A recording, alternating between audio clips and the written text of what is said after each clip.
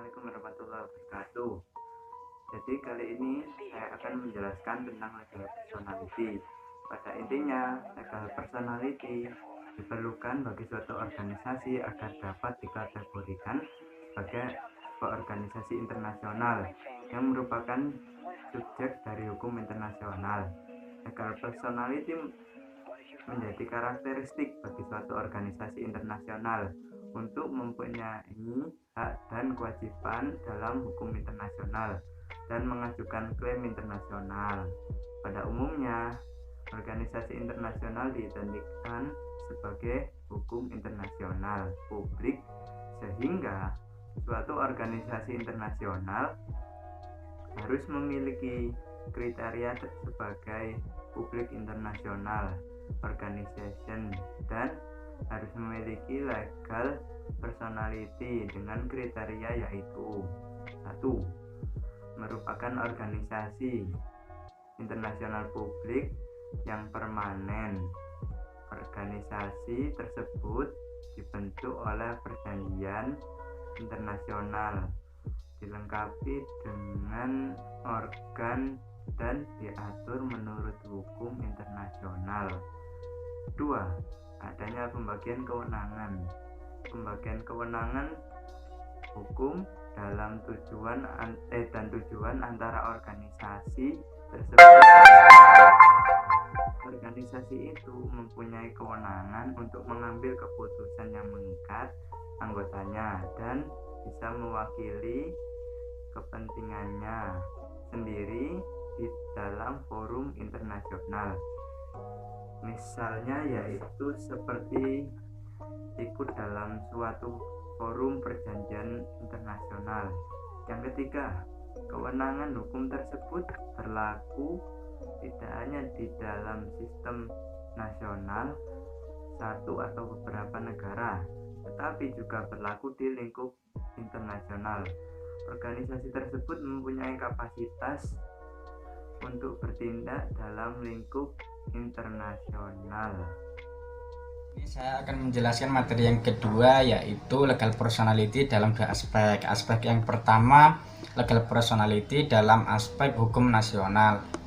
Nah, di sini kaitannya dengan keistimewaan dan kekebalan organisasi internasional yang berada di wilayah anggotanya bagi wakil-wakil dari anggotanya dan bagi pejabat-pejabat sipil yang bekerja di organisasi internasional. Hampir semua instrumen pokok yang tercantum itu tercantum di organisasi internasional dibentuk untuk menciptakan sebuah kapasitas hukum. Nah, kapasitas hukum ini untuk menjalankan fungsi-fungsi dari organisasi internasional, atau disebut juga personality hukum. Untuk yang kedua, dari aspek hukum internasional, ini kaitannya dengan kelengkapan organisasi internasional. Disebut juga kapasitas hukum. Kapasitas ini untuk menjalankan prestasi hukum, baik kaitannya dengan negara lain maupun dengan negara anggotanya. Kapasitas ini sudah diakui di hukum internasional. Pangkuan ini tidak hanya organisasi itu sendiri dianggap sebagai hukum internasional, akan tetapi juga harus menjalankan fungsinya secara efektif dan menjalankan secara mandat yang teratur atau yang telah dipercayakan dari anggota-anggotanya. Saya akan menjelaskan tentang kapasitas organisasi internasional. Organisasi internasional memiliki beberapa kapasitas. Yang pertama adalah kapasitas untuk membuat perjanjian internasional, kemudian hak untuk membuat kedutaan, hak untuk mengajukan klaim internasional, dan hak untuk mengakui subjek hukum internasional yang lainnya. Yang pertama, saya akan menjelaskan tentang hak untuk membuat perjanjian internasional. Jadi setiap organisasi internasional berhak untuk membuat perjanjian dengan negara yang lainnya atau dengan subjek hukum internasional lainnya. Tujuan dibuatnya perjanjian internasional ini adalah untuk melakukan perjanjian kerjasama yang saling menguntungkan bagi kedua belah pihak. Kemudian yang kedua, ada kapasitas untuk mengajukan hak kedutaan. Yang dimaksud di sini adalah jadi organisasi internasional berhak untuk menaruh perwakilannya di setiap negara, yang dimana tujuannya adalah sebagai penghubung negara tersebut dengan organisasi internasional tersebut. Kemudian yang ketiga, ada hak untuk mengajukan klaim internasional.